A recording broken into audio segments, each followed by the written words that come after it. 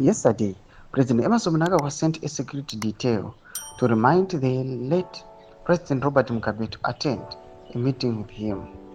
Sanapenda mashuka labda pana panyoka achinzi President Mnangagwa sends CIO staff to go remind the late Robert Mugabe to attend his meeting. Was subscribe or like on the bell icon.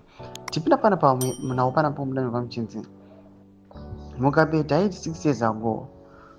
Coincidentally, 6 years is also a period in which Mnangagwa, in a recent speech, says he has allowed state procurement thugs to thrive. The incident happened the same day anti-corruption activist Blessed Geza announced further allegations that Mnangagwa was suffering from acute dementia. The president sent someone from the B1 branch of the CIO go to President Mugabe and call him. I can't hold the meeting without him, source told ZimEye. Further details were not available. The president's office had not passed comment over the matter at this time of writing. The development comes at a time when the president is accused of having lost his capacities to a health challenge. Geza says the country is now run by his wife and businessman Kudata Kwire.